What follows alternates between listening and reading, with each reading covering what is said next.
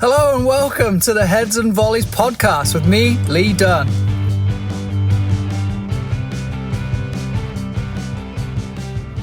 Think back to the last training session that you had, or the last game even. Think about your squad of players, 14 to 18, and then think about how much you connect with each of those players. And I recently held a coach call where I challenged the coaches to consider how they connect with every single one of their players. And we're all on the same sort of lines. And if I ask you the same question, you probably give me some answers. Like, I try and pay attention to how they're doing. I ask them how their day was. I ask them about other sports and things like that. And then that's really about as far as we go. Some may say that they try to coach every player in a session or have a point of contact with every player in every session. But this episode is going to explore the 4 points of contact that I try and have with every single player in every single environment that I have.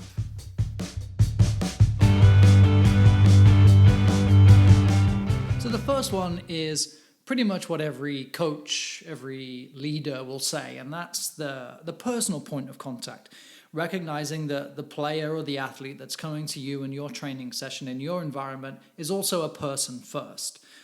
First and simple thing is, how was your day? You coach young individuals, how was school?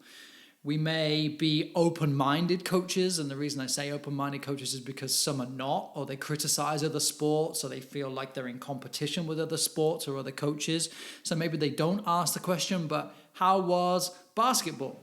I tend to ask players if they did PE on a certain day, or if they've done other things throughout the day that I need to be conscious of when I am now training them. For example, in our periodization, today may be a fitness day. It's a Wednesday. We don't have a game till Sunday. We can really go hard in this session.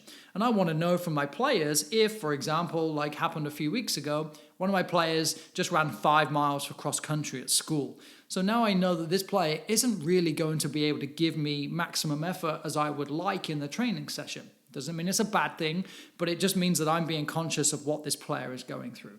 So really connecting with them on a personal level. Now, my challenge to you is, think about the last training session that you had. You had 1, 2, 3, 4, 5 players show up early or on time, depending on the tardiness of your players and their families and where they're coming from and what's going on in their own lives. So it's really easy to connect with those first few players. You can almost fill time in conversation with them, whether it's group or individual. But then think that you start training at 5 or 5:30, and then 10 or 15 minutes later, you've got a full squad. So you've gone from 4 or 5 players to now having 16 players, for example. How are you now connecting with those 11 players on the same personal level that you connected with those players that were there early? Again, it's very easy to connect with those that are there because they're already there. How do you still give that personal connection with those other players? Maybe they're not always late. Maybe they were just late randomly. But now, the late player that comes in 20 minutes late because they hit traffic, it's very easy to ask them how they're doing before you kind of explain what's going on in the practice. But there's a middle group of people or players or athletes that we tend to miss. So how do you connect with them?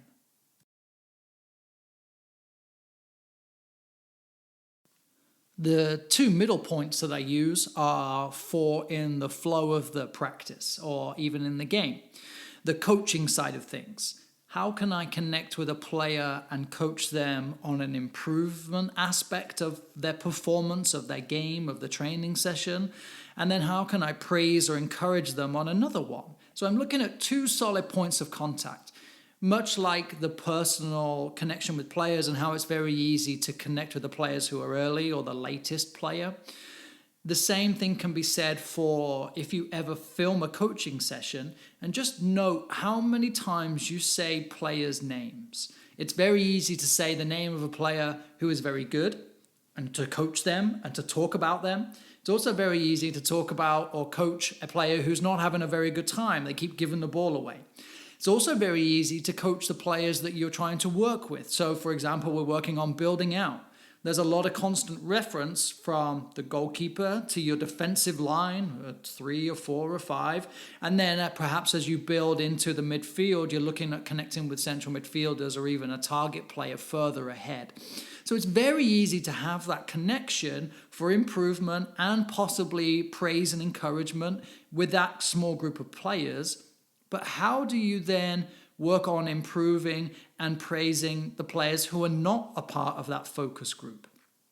If you set your training up, it may be a game day where you are doing 3v3s and it's just about competition and intensity. That becomes a very easy thing to focus on each small group throughout the training session. There's a very conscious way of moving through the session as everybody's playing the same games, and as they work through the session over an hour or 90 minutes, depending on what your session is. It's very easy to consciously pay attention to each small group and give them that attention. And I think it's really important that we have days like that where it's even more player focused. And if you ask me, I like to say that my sessions are very player focused, player oriented. Players tend to figure out their own problems, and I create the problem for them based on games and based on our model. But even going even more simple away from a model, if your luxury is that you have 3 or 4 trainings in a week, you can use one of those days for things like game days. You can use World Cup and things like that, where you can really then focus in on the individuals. But you only train twice a week and you feel like you've got a lot to cover. How do you work on improving and praising the players that are trying to play against what you're coaching? And one of the best things I've learned is from the orientation method, or part of the methodology for US soccer is the orientation phase, where we're observing and then we're making sure that we're challenging the problem. So we're trying to build out against a team who high presses. So now my focus has to be on the high press first. I have to coach the blue team to high press against the red team who are trying to build out. If I do that well, now the red team is going to need my help to get better at building out. They're going to need to problem solve. So I can use my several points of connection with the players on the blue team first to ask them to challenge in a new way, ask them to improve the way they press, ask a player to improve in their positioning to make it really difficult for the player on the ball. I can praise them when they do that, or if they're already doing it, or if we have a standout player who is leading the press, they will receive that praise and that encouragement, whether that's in the group or whether that's as an individual.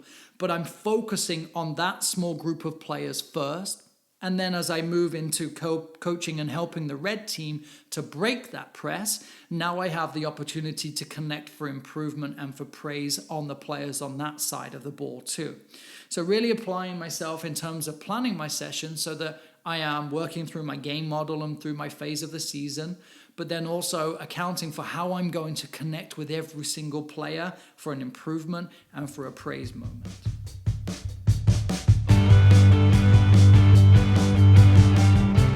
And then for a strong fourth point of connection with my players, I look at challenging them on their own level, at their own stage of practice or of their own development. And what I mean by this, and I don't think it's necessarily relevant to do this to every player, but you may find that you have a couple of players that are just stuck. Maybe they're stuck in terms of doing the same thing over and over again. They show very little creativity or bravery. Maybe they perform the same move, or they get themselves in trouble the same way every time. And so then I go to the side with this player and I say, my goal for you in this training session, as we're trying to build out, as our left back, for example, we're attacking little target goals. I want you to try and score 3 build-out goals with 1 touch. And the reason I would say that is because I've observed in a game, or I've coached this player enough now where I notice that they hold on to the ball too long. Or perhaps they play on the left side of the defense, the number 3 position, and they're left-footed. But every time they get the ball on their left foot, instead of looking down the line to break the pressure, they cut inside because they're comfortable with that move. Maybe the player is forcing them that way, and it happens over and over again, and they go into trouble. The same question could be said for a centre-back. Instead of playing the same pass every time, I'm going to challenge you to distribute the ball to every player on your team throughout this session. And the reason I would do that again is to encourage them to find a different look, is to encourage them to find a new way to connect with a player, is to encourage them to be brave. I'm not saying connect with every player so that we can score, or don't mess any passes up. And you'll hear that when players, if you ever ask players for their reflection on a session, and they'll say, I didn't do very well, I gave the ball away a lot. Well, actually, I want my sessions to be the hardest thing that they experience, so that in theory we go to a game and we're ready for it. Hopefully it's easier, and I don't think a game is ever easier. There's a reason a game is 100% on periodization, and you can only get to a 90% fitness day in periodization in a training session. So I don't think that a game is never necessarily ever going to be easier. They definitely get easier when you're winning 10-0 like England were against San Marino, but at the start of a game, it's 0-0 and it's equal. So there's a pressure there that we just don't have in training. So then my challenge to the player is, can you try and do that? So that in a water break throughout the session, I have that personal point of connection to say to them, how's it going? How do you think you're doing? Have you tried to hit players? Why not? Can you use this moment now to talk to that player about where you think they could be so that you can play that? Because I'm overall developing our model. I want our centre-backs to be able to play within 3 different options, but then we also need the players around them to be available in those 3 options. So my coaching will be about those 3 options for that player, but then the 4th is always going to be a creative element, and it's always going to be about challenging those players to express themselves, to go and have some fun with the ball, to go and try something different, to not just be scared to make a mistake and not get stuck. I talked a little while ago about Ollie Watkins when he was playing and the individual goals that he was set when he was playing in the lower leagues, and it was to go and win 3 headers in a game because he was stuck wide the entire time and waiting for a ball, waiting for something to happen. And this is something that I see a lot in youth soccer where we play a 4-3-3, the wide left and the wide right, the 7 and the 11 get stuck. They get stuck and they wait, and the fullback from the opponent or the fullback from my team stands next to that wide player, and they're all just waiting for something to happen. And I think it's indicative of the development of the game and probably a poor lack of coaching education as to how to actually coach these players, how to help them get through these problems that they're facing. And we do a lot of that in our training sessions. And when we recognize these players that are beginning to get stuck and struggling with any element of creativity, that we can begin to set these private little goals with them. And then I have a little point of reference for them. I build it into their IDPs. And I say, how did you do in terms of centre-back connecting with the rest of the team, being unpredictable? How did you as a wide player lose your attacker or lose your tracking mark all the time? How did you help the attack? How did you not just rely on a ball over the top and run and run and run? So many little things that we can build into our session planning. We're looking at periodization. We're looking at building our teams ahead of time. We're looking at how we're going to connect with every player pre-session or in the early stages of a session, through to the improvement and the praise phase of the session where I'm helping them on both sides of the ball in terms of being good, and then development, and then goal setting too.